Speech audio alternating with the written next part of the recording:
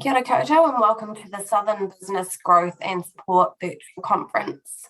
My name is Angela Caves and I'm the Digital Events Manager with Digital Boost, bringing you this conference in partnership with Connected.govt.nz. Thank you all for joining us today. We really appreciate you taking the time out of your day to come and listen to what our presenting organisations have got to share with our business community in the Southern region. We've had a great 2 days and today is day 3 and we are on our second to last session of the conference. If you have missed any sessions that you would like to re-watch, we do have them all saved on a playlist on Digital Boost YouTube channel, so you can just head over there and you'll be able to select the playlist and have a look at any sessions that you've missed. With me this afternoon, I've got my collaborating partner from Connected, Elizabeth. Elizabeth is going to talk us through how this session is going to run and then she's going to introduce our guest speaker. Thanks, Elizabeth. Tēnā tātou katoa, no kaitahu, no kotirana, no ingarani o kutupuna. Ko takitimu te waka, ko tākou te marae, ko kaitahu te iwi. I tipu aki au I o te pōti, e noho ana au I tāhuna. Ko Elizabeth Trevethan taku ingoa, no reira, tēnā koutou, tēnā koutou, tēnā tātou katoa. Now, kia ora everybody, my name is Elizabeth and I am lucky enough to be the Employment Liaison Advisor with the Connected service in beautiful Tāhuna. Today we've got some more fresh snow overnight, so lovely day to be here in Queenstown. Just a couple of housekeeping notes before we crack on with the presentation from Employment New Zealand. You will be able to see and hear us. We can't see or hear you watching at home. So if you have any feedback, any questions, any comments, please do pop them into either the Q&A box or the chat box. You'll find these both down the bottom of your Zoom screen. So it's my pleasure this afternoon to welcome along Vinod from Employment New Zealand, who's going to be talking to you all about the range of support that they can offer in the employment law space. So without further ado, over to you, Vinod. Thank you very much, Angela and Elizabeth, for the introductions. I'll just set myself up and then we'll begin the session. So let's do the share.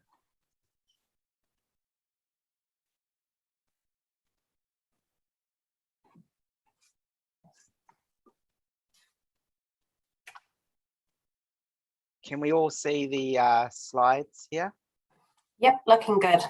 All right, so my name is Vinod Daya. I'm a Senior Engagement Advisor with Employment at MB. So it's a real honour and privilege to be able to talk to you all and share with you the information we have. The good news is we have lots of useful information to help small businesses like yourself.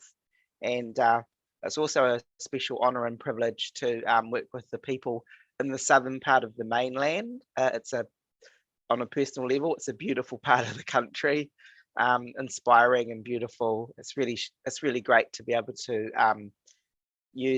work with the partners to be able to reach out to you all.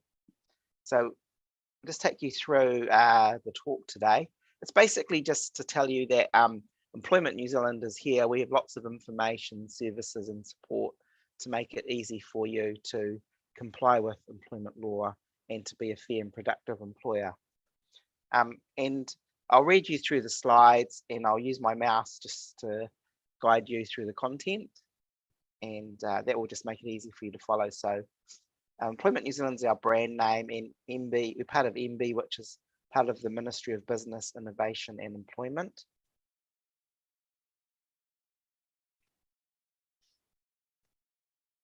This is the today's topics. So imagine we're all going on a little journey today. This is our destination. We will help explain how Employment New Zealand can help you as a small business. And these are some of the key points we'll take you through. So a bit of an introduction on Employment New Zealand, employment rights and responsibilities, resolving problems, tools and resources, information and support. And we'll look to help with questions at the end, please.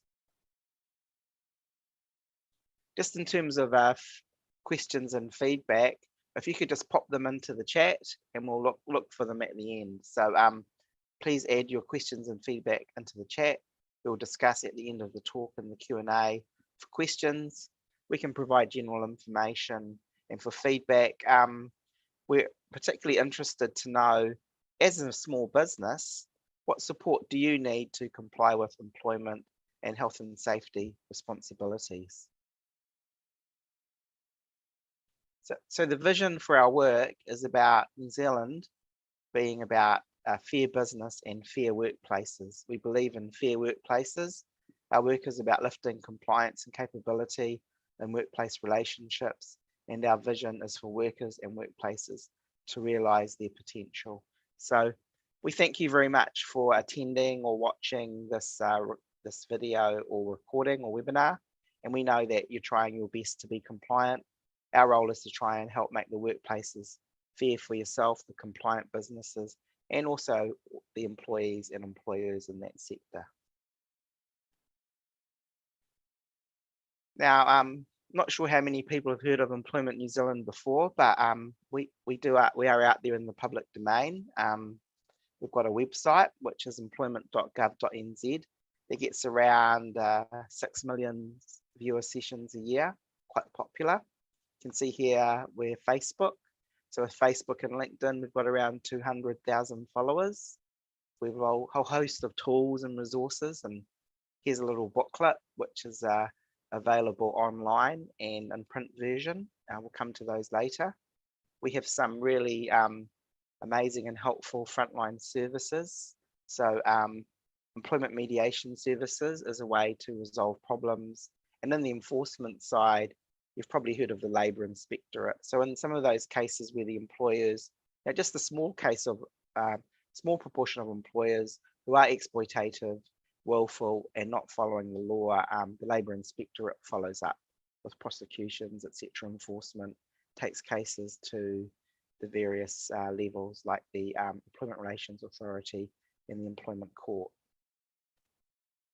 These are some of the teams. So I'm actually representing a team of many people, and we're all here to help you. And that's a real honour and privilege. Our service centre, 0800 20 90 20 toll free. If you can't find information you need on the website, English isn't your first language, you want some interpreting services, they can help you. Early resolution and mediation services are ways to try and reduce those problems while they're small from growing big, and a voluntary win-win way for both employer and employee to resolve them soon. Labour Inspectorate includes labour inspectors and also labour standards officers. We also have employer systems and assurance. So it's about getting those requirements in the employment law embedded into our systems and processes, so it becomes BAU. And then I'm part of an employment and information and education team, and we have representatives around the country. We do lots of things, as well as those things that I just mentioned. We do events, we do lots of working with many stakeholders to try and create partnerships to reach out and share the information. So this is why it's a wonderful opportunity today to work with Connected and a Digital Boost to get this information out to you. So while most employers are good, there are problems that do happen in the employment space. These are some of the common issues that we see. So one of them is a lack of employment agreements. So an employment agreement is the foundation for a fair and legal employment relationship. All employees have to have a signed employment agreement. And so that's fundamental that that's in place. Casual contracts. Sometimes people are being hired on a casual basis, but when you look at their pattern of employment, it maybe lends itself more to being like a permanent part-time work or permanent work, or maybe fixed term. So that's an issue there. Contractors versus employees, we'll come to that. So it's perfectly fine to hire your worker as a contractor or employee, but if it's a valid way, some employers regretfully hire employees saying they're contractors to avoid the employment relationships, and that's not acceptable. In terms of other types of leave, there's holiday leave, bereavement leave, sick leave. Tends to be some issues around annual holidays, and we'll come to some of those points. Public holidays, people getting their full entitlements. Redundancy and resignation, it's about following a fair process.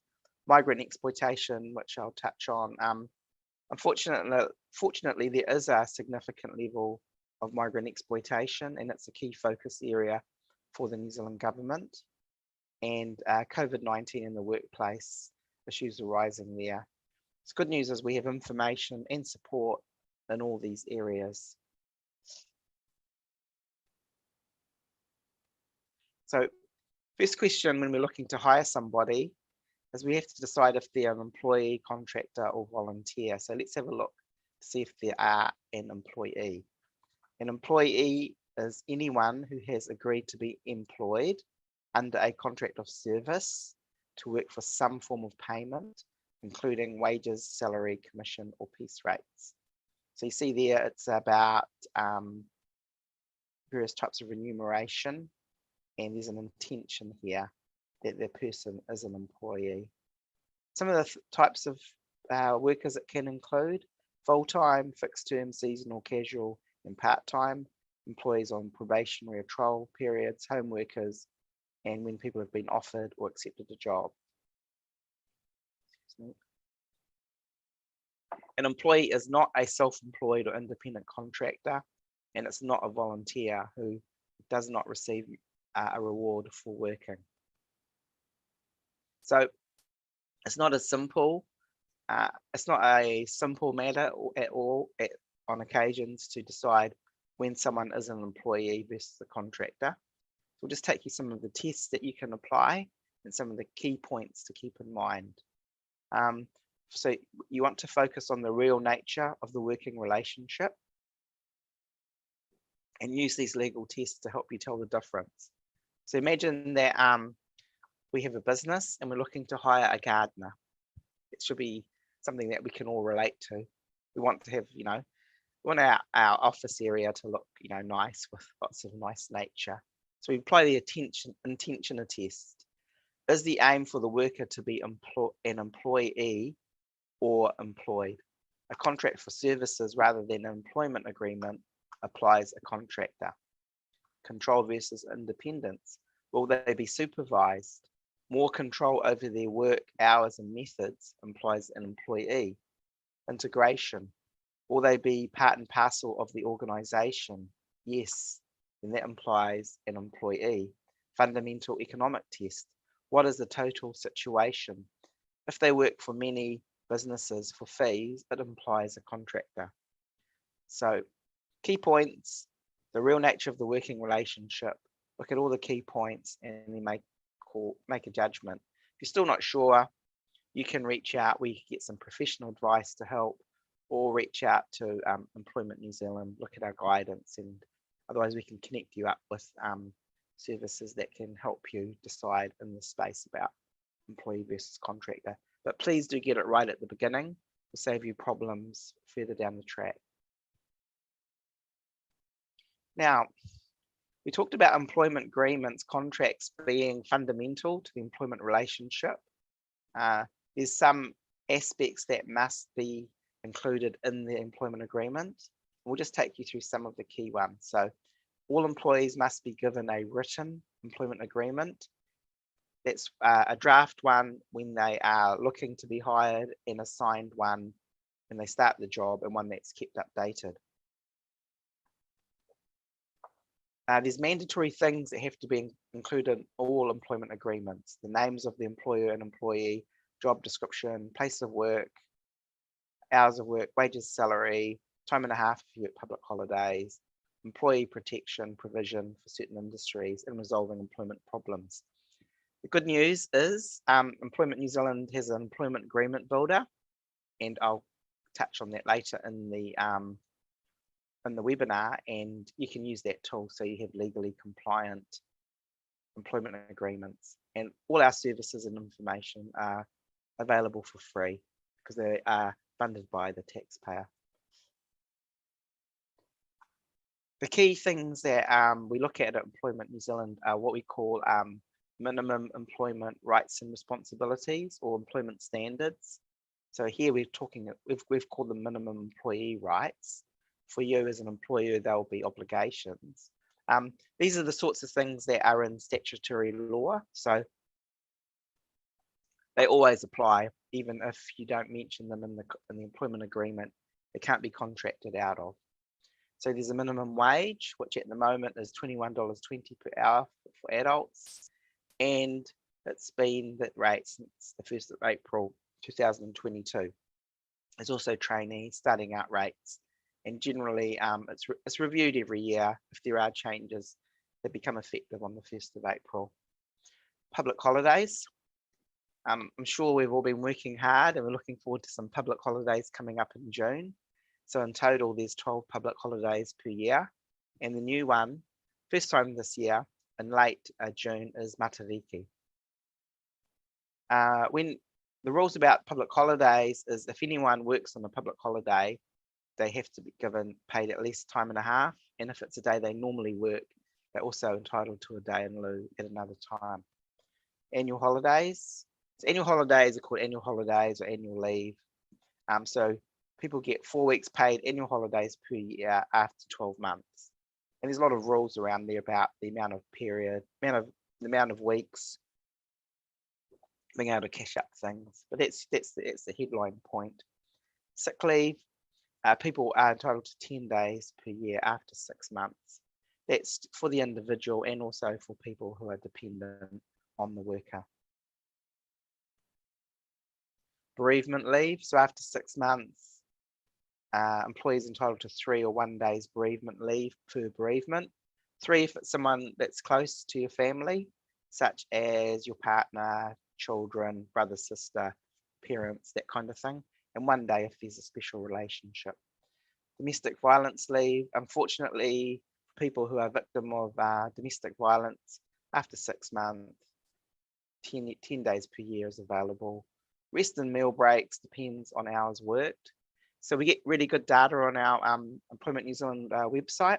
This is one of the key things that people are interested in. So let's just say in your business, you have someone that works standard 8-hour shift. There's a schedule you can look at and it tells you what their entitlements are for rest and meal breaks.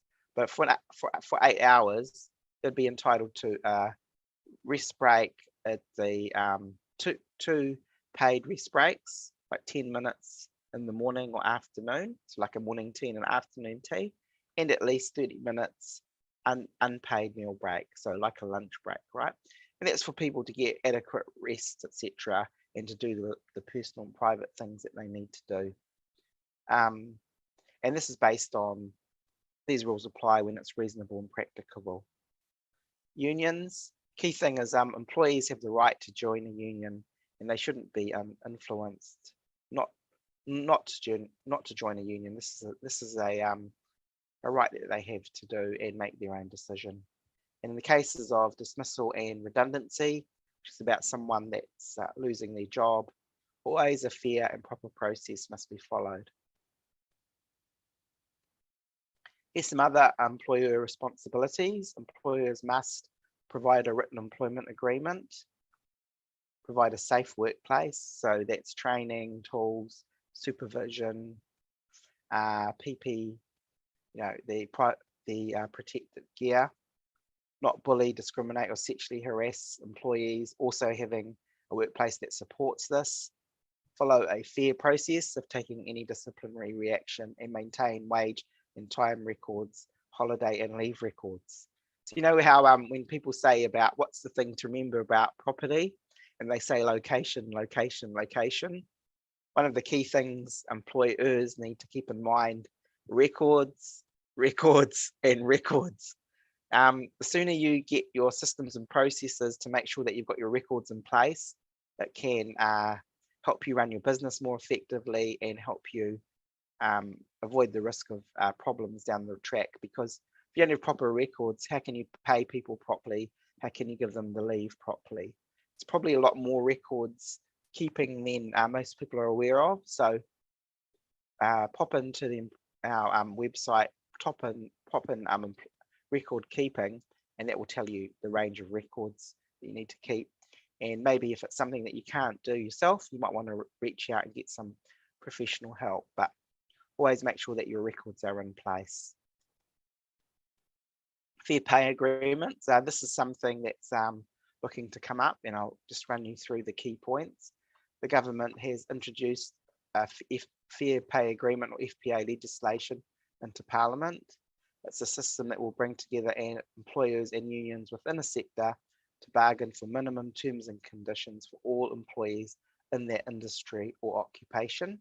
And New Zealanders will soon have the opportunity to make submissions to comment on the bill during the select committee process. The FPA system is expected to commence shortly after the bill is passed, expected at the end of 2022. And here's a link. So go to the MB website, Employment.govt.nz, and use the key search word fair pay agreements. Resolving our problems. So sometimes, unfortunately, problems do arise between the employer and employee. There's a presumption in employment law that if a problem arises, the employer and employee should discuss this as soon as possible and try to resolve it. So please try to do that where it's reasonable and practical. And then just be aware that there's a range of options and pathways to resolve problems. If you go to our website, Employment.govt.nz, you can see some of the options. And I'll just give you, I'll run you through them just to give you a bit of an overview. The main thing is you can come to Employment New Zealand if you're not sure what the options are. It's just a little bit of an overview. So in terms of those resolving problems when they're small, on a voluntary basis, early resolution, mediation is another service. People may reach an agreement voluntarily to resolve the problem. The Labour Inspectorate is like the enforcement arm that we have, and they do investigations and audits, etc., can apply penalties. Cases can go to Employment Relations Authority. Another level is the Employment Court, and if it's around human rights sorts of issues, it can go to the Human Rights Commission. So you don't need to know too much of the details, just that if there is a problem, look on our website how you can resolve the problem. If you're not sure, give us a ring and we can advise you on your options. One of the services which we've launched recently is a great service called Early Resolution, and it's a phone-based service where we can contact the employer and employee when the matter's small and see if there's an informal way to resolve the problem. So we'd encourage you to look into that service. I'll just run you through some of the key points. So what is suitable for early resolution? This is so for an employee, working arrangement, hours, pay, leave have changed without them being consulted. They have health and safety concerns.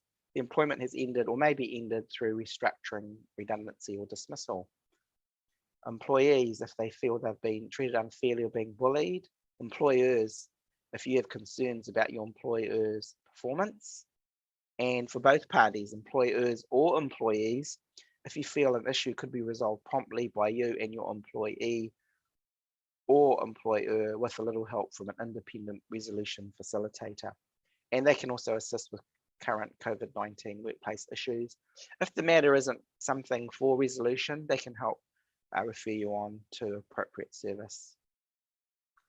Employment mediation services. That's noting here that mediation is a voluntary process. That's when an independent mediator helps the parties to work through issues and develop solutions together. If they can reach an agreement, they can reach that agreement, and it can be recorded, and then it has some legal significance. MB has a free service in the space called Employment Mediation Services. It's often quick and has an 80% plus resolution rate. And after trying to resolve, it's a low-key way to try to resolve any issues.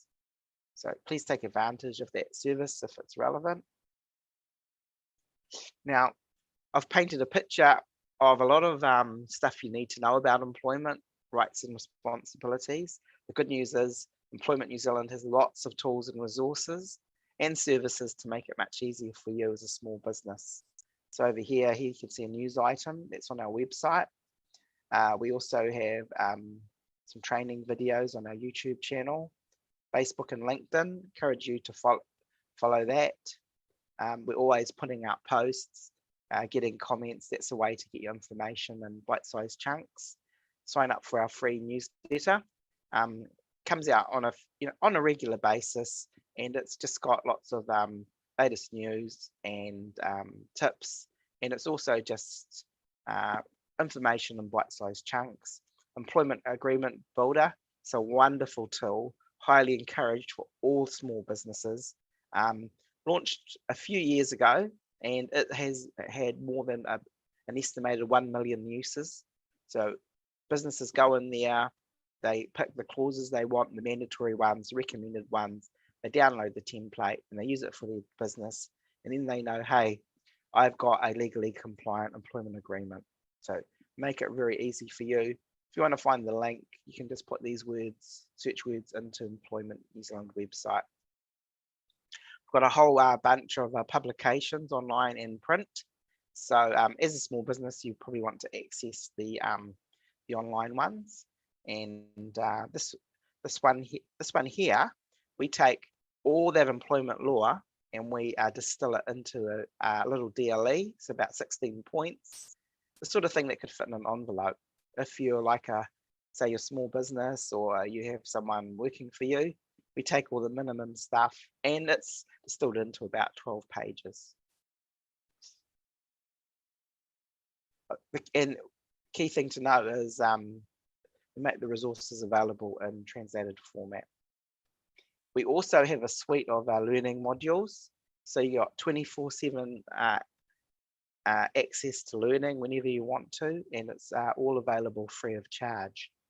We've got 2 entry-level modules. So one is for employees and another one is for employers, and it's coming up. So in about 15 to 20 minutes, you can get that overview of what are some of the key things that you need to be aware of, and that will highlight to you if there's an issue, you know to go and get some help if you can't resolve that issue. We've got advanced modules on several topics. So, and we have an employer version and an employee version for each. Employee version is a little bit simpler. So this is really all essential business. It's all essential information for small business. Working arrangements and employment agreements, they're like the little bottom of the house. It's your core foundation. In the middle, things about pay and wages, hours of work, annual leave, holidays, other leave, and then across the top, resolving problems. Each of those modules probably takes about 15 minutes or so to complete. And once you've registered, you have always have the access. So you can see over here, I've signed up for the modules, and here's my name. I can toggle here between the employee and employer version. I've got the courses across here. It's happened this time. I've come in as an employee, and all the other employer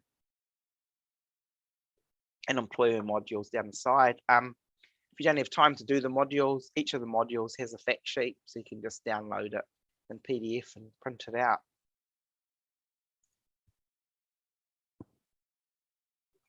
All the modules, if you complete them, they lead to a certificate. So let's say you wanted your staff or your managers to complete them. They can provide you back a module to show they've completed it. This is just going to take you through that. There is a lot of information and support available for you, and I'll just take you through some of the links. But the most important thing is just go to the Employment.govt website, and it will tell you where to get the information. So the URL for Employment New Zealand, you can put that into Google. Otherwise, you can use our URL, which is Employment.govt.nz. We have latest COVID employment information, and this is a link to workers' information, but there's a whole host of information in this space.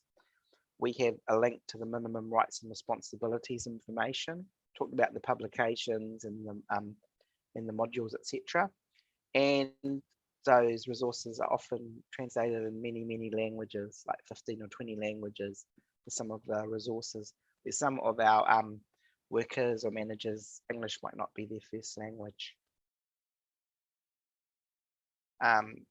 If you can't find the information on the website, then you can contact the service centre for general queries, and we've got a telephone interpreting service, 800 20 90 20 toll free, and we cover 180 different languages or more.